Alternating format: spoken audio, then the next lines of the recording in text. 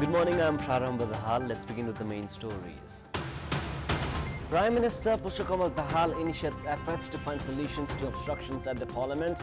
Main opposition leaders, including Nepali Congress President Sherbahadur Deuba, hold talks at Balutar. Number of women pursuing information technology education and sector for a career increasing in Nepal. Some women holding leadership responsibilities in large IT companies of the country. Protesters and police clash in Tel Aviv during an anti-government protest demanding new elections and a deal to release hostages held in Gaza. Nepali student Pipin Joshi remains in captivity. And Nottingham Forest missed the chance to secure Premier League safety after losing to Chelsea 3-2 in a 5-goal thriller at the City Ground. Arsenal take on Manchester United tonight. Prime Minister Dahaal has started being actively involved in resolving the Parliament obstruction. The Premier has held a discussion in this regard with the President of Main Opposition Nepali Congress, Sherbahadur Deuba. Premier Dahaal had summoned the Main Opposition Nepali Congress to his official residence in Balutar. Along with Deuba, Congress Vice President Purna Bahadur Khadka, General Secretary Gagan Thapa and leader Krishna Prasad Sitola had reached Balutar. Premier Dahaal has urged the senior Congress leaders to find a consensus to remove obstructions at the House of Representatives. Nepali Congress obstructed the Parliament on the first day of the budget session of the Parliament last Friday. The main opposition has been demanding for a parliamentary probe committee to investigate Minister for Home Affairs Ravi Lamichhane, who has been alleged of involvement in the cooperatives scandal. However, the ruling alliance has remained adamant on not forming the entity. Both the sides have remained firm on their stances, which has been causing parliamentary obstructions. The Prime Minister's Secretariat has said that he has been trying to move forward by taking both sides into confidence. The number of women pursuing information technology education in Nepal has increased in recent time.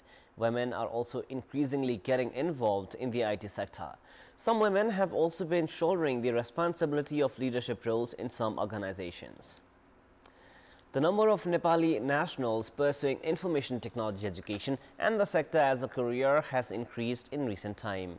Many IT companies are being led by women as well.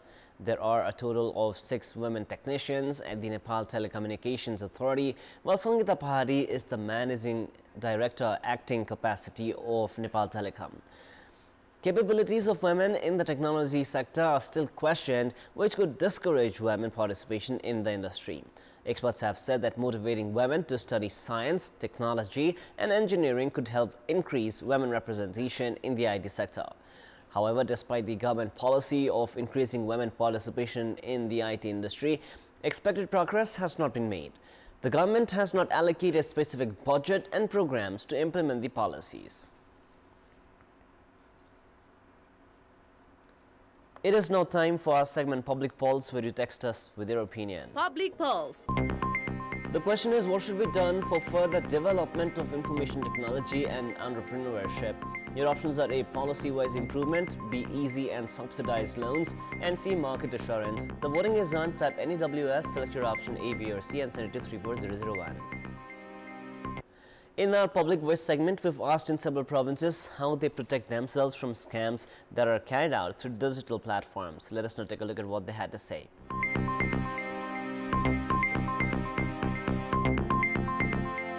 हामीले अपरिचित व्यक्तिहरुबाट friend रिक्वेस्टहरु accept गर्नु हुँदैन कसैले लिंकहरु share गर्छ त्यसलाई click नगर्ने इन्स्टाहरुमा fake पेजहरु आइराको हुन्छ त्यसमा आफूले पैसा पाउनको लागि यतिकै प्राइसहरु घटाएर हालिराको हुन्छन् त्यसमा चाहिँ आफूले हेरेर किन्नु पर्छ आधिकारिक के हो मिडिया आधिकारिक मिडिया हेर्ने गर्न पर्यो कुनै बैंक ब्यालेन्स मागिरहेछ कि कुनै खाता नम्बर मागिरहेछ त्यो कुराहरु हेरेर जस्ट उलाई इग्नोर गर्दिन्छु प्रशासनलाई जानकारी दिने यस्तो खालको कुरो यो नम्बरबाट यसरी मलाई जानकारी आयो भनेर जानकारी दिने त्यो भयो भने पनि त्यसबाट बन्न सकिने ठगीबाट उम्किन सकिन्छ आफूले युज गर्ने सोशल मिडियाजहरु प्राइभेटै राख्ने ट्राई गर्छु र आफूले नचिनेको मान्छेहरुले पठाउनु भएको फ्रेन्ड रिक्वेस्टहरु पनि एक्सेप्ट गर्दिन नेपाल प्रहरीमा चाहिँ सूचना गर्नुपर्ने हुन्छ त्यसले हामीलाई चाहिँ प्रहरीले खोजी गरेर त्यसको कारबाहीमा आफू फसेको अवस्थामा कारबाही गर्ने अवस्था पनि हुन सक्छ विश्वासिलो व्यक्तिहरुको मात्र चाहिँ बाटै कारोबार गर्नुपर्छ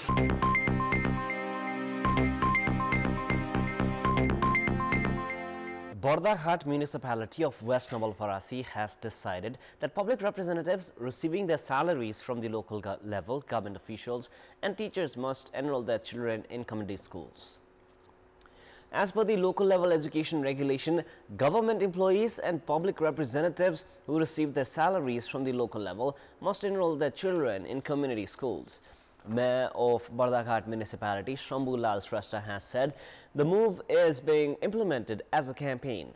11,000 students are studying in 37 community schools of the municipality.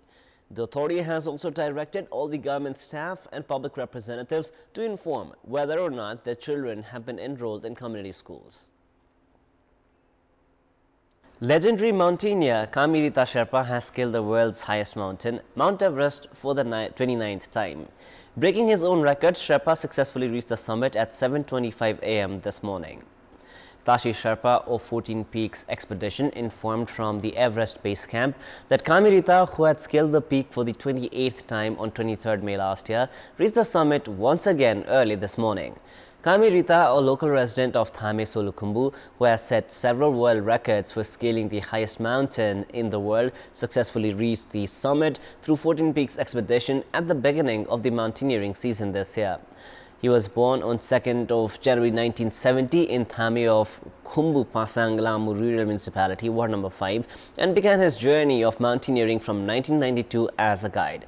He also holds world record for climbing mountains above 8,000 meters for the most times. He has scaled other formidable mountains including Ketu, Choyu, Lhotse and Manaslu. Time now for the international news.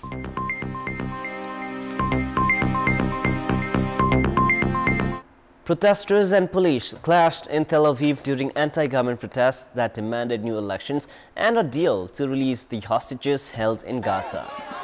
Toward the end of the protests, police shoved protesters and sprayed them by using water cannons. At least one injured protester had to be treated by paramedics.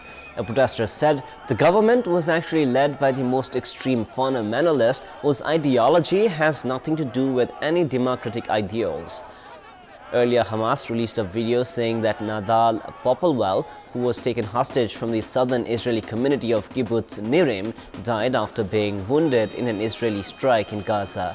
The war was triggered by a Hamas-led attack on southern Israel on October 7, in which some 1,200 people were killed and more than 250 people taken hostage, according to Israeli tallies. Israel's military operation in Gaza has killed close to 35,000 Palestinians, according to Gaza's health ministry. The bombardment has laid waste to the coastal enclave and caused a deep humanitarian crisis. Nepali student Bipin Joshi also remains a hostage.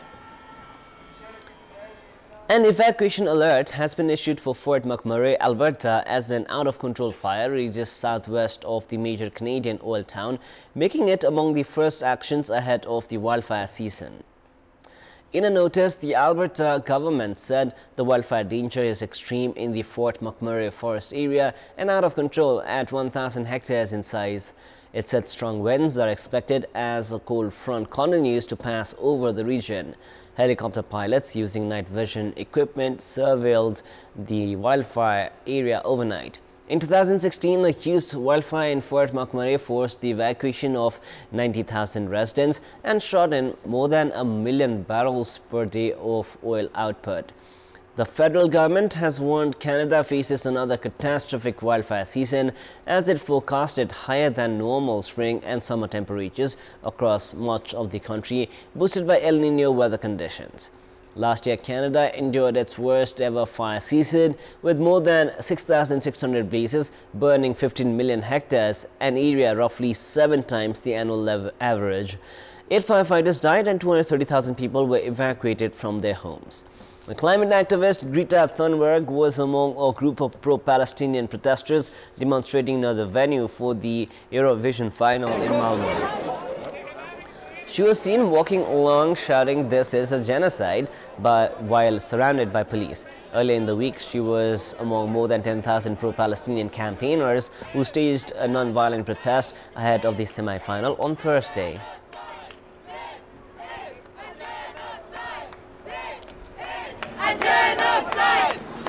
Correct.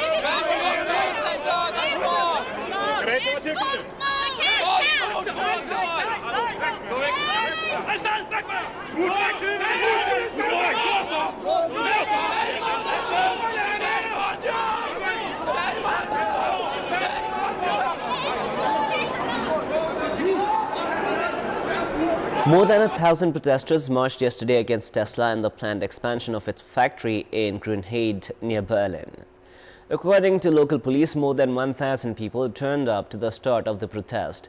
The organizers disrupt Tesla criticize, among other things, that the expansion plans include the clearing of 50 hectares of forest to build a freight train station in a groundwater protection zone. They are also concerned that the plans could be approved against the will of the local community. Protesters clashed with police as some attempting to storm the site of the Tesla factory. Further protests are planned for coming days. Dozens of aircraft from every era of aviation history took to the skies over Washington, D.C. as onlookers watched the flyover from the National Mall. Everything from biplanes to seaplanes and Lear jets took part in the event, which commemorated 85 years since the founding of the Aircraft Owners and Pilots Association (AOPA).